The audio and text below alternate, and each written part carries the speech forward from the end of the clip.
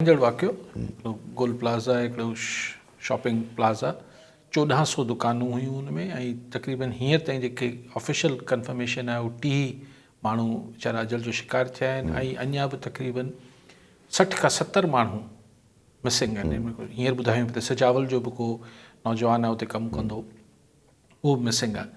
त ज़ाहिर इहो जेको 30 जो फिगर आहे हीअ जॾहिं मलबो हटंदो, जॾहिं हेठां निकिरंदा डेब्रीज़ हटंदियूं त अला पनाह ॾे त हीअ 30 जो अंग 60 थो वञे 70 थो वञे त अला पनाह ॾे। लेकिन बहरहाल DNA कनि पिया, ज़ाहिर लाश सड़ी बि विया हूंदा ऐं ॾाढी ॾुखाईंदड़ तकलीफ़ था सूरत हाल। पर पहिरीं मतिलबु जेके हाणे 24 कलाक खां वधीक अरसो गुज़री वियो आहे त हुन जे अंदरि फायर सिक्योरिटी बिल्डिंग में फायर सेफ्टी ऐं अहिड़ी का शइ नाले अवल त हुई कोन। अलाए कीअं बिल्डिंग कंट्रोल अथॉरिटी जेका केरु पुछाणो न पियो करे त भई तव्हांजो बिल्डिंग अप्रूव जे कयो था प्लान्स त हुन में जेका बाहि जा हिननि जा मामलात एग्ज़िट जा किथे हुजनि था। पर चवनि था त उते जेके उन निकाल जा रस्ता हुआ उन ते बि दुकानदारनि पाण बि इंक्रोचमेंट कयल हुई, दरवाज़ा बंदि थियल आहे, जीअं थींदो आहे बिल्डर्स खपराया कीअं थियो। सो पोइ हिकिड़ो अलमनाक वाक़ियो किथां बाहि शुरू थी हूंदी,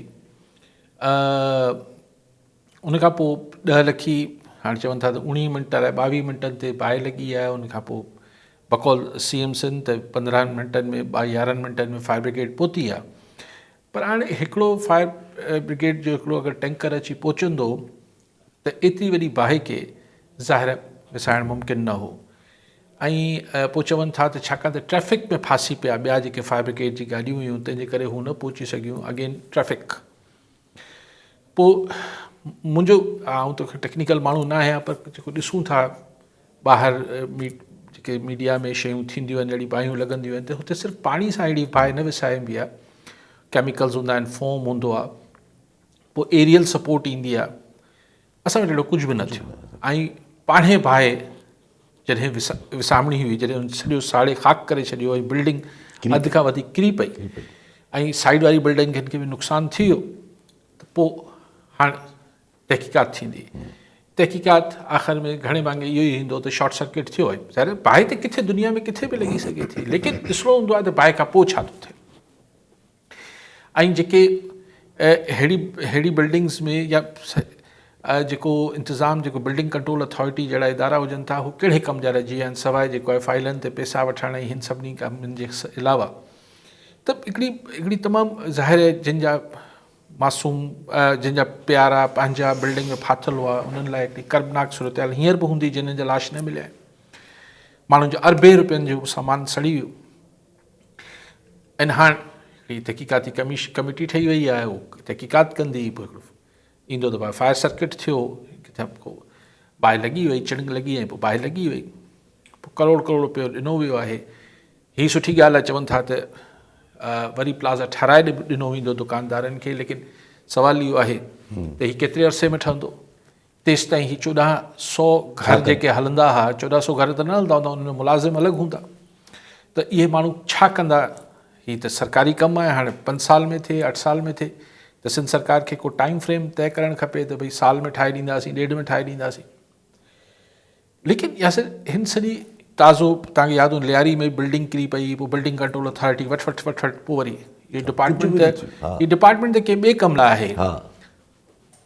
ऐं हिकिड़ी शइ हमेशह चवंदो आहे त अलाह पनाह में रखे, ही शहर पाकिस्तान जा ॿिया शहर बि, पर स्पेशली कराची हेॾो वॾो शहर आहे, अगरि हिन में ख़ुदा न ख़ास्ता को कैटास्ट्रफी को कुदरती आफ़त अची वई त हिते हशर छा थियणो आहे।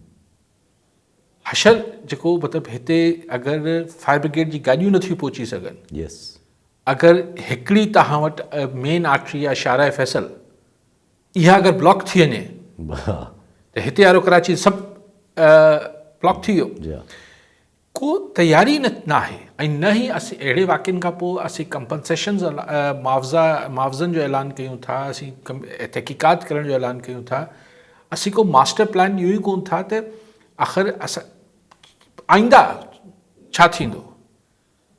ही फायर ब्रिगेड जो असांजो जेको हेतिरो वॾो शहर आहे यार, 2.5 करोड़ माण्हू हिते रहनि था, हिन में फायर ब्रिगेड ऐं नथो चवां देरि सां पहुती बाद में पहुती, बहस अलॻि आहे, पर सुवाल इहो आहे त ही छा फायर ब्रिगेड जी गाॾियूं पहुची बि वञनि हा त कुझु करे वठनि हा छा अहिड़ो फायर ब्रिगेड जो असांजो निज़ाम हुजणु खपे?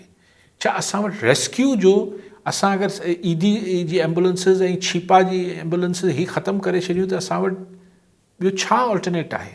सो वेयर इज़ हिकिड़ो जेको पूरो प्लान हूंदो आहे जंहिंजे लाइ हमेशह इहे जेके डिपार्टमेंट्स हूंदा आहिनि इहे ड्रिल कंदा आहिनि, प्रैक्टिस में रहंदा आहिनि, सो आहे ई कोन।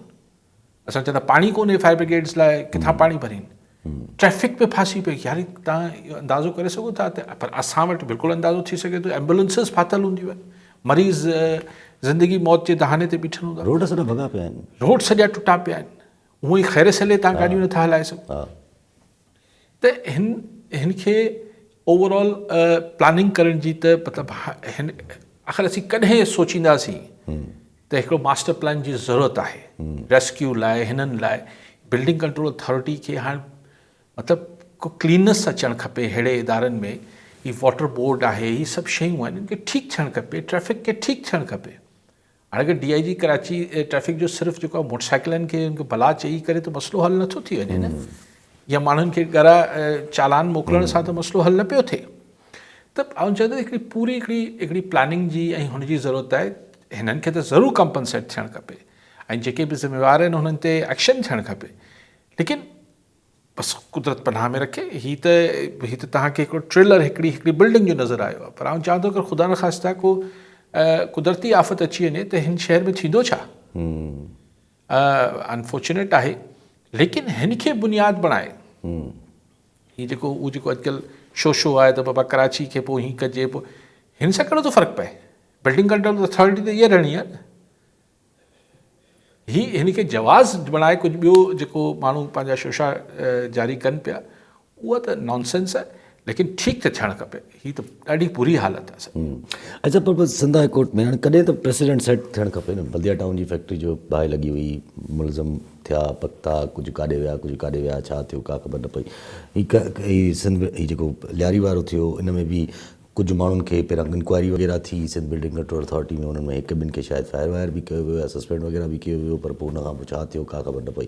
पोइ वरी हाणे अगरि हिते अची वञूं त हिते क्रिमिनल नेग्लिजेंस जा केसिस त घटि, हाणे जीअं सिंध हाई कोर्ट में अॼु पिटीशन दाख़िल थी आहे त हिन घटि में घटि क्रिमिनल नेग्लिजेंस जो केस दाख़िल कयो वञे जेके ज़िम्मेदार आहिनि। ॾिसो, हाणे ॻाल्हि इहा आहे त जेको सानिया हीअ जेको बल्दिया फैक्ट्री आहे उहो त दहशतगर्दी हुई। यस, उनखे पोइ उहो त हादसो न हो, दहशतगर्दी ऐं ज़ाहिर आहे हिन खां अलावा बि हू जेके दहशतगर्दी कंदड़ हुआ लंडन वारा, उहो बाद में कई किसा हुआ, हुन मां हिकिड़ी ही वॾो अंधोनाक वाक़ियो हो।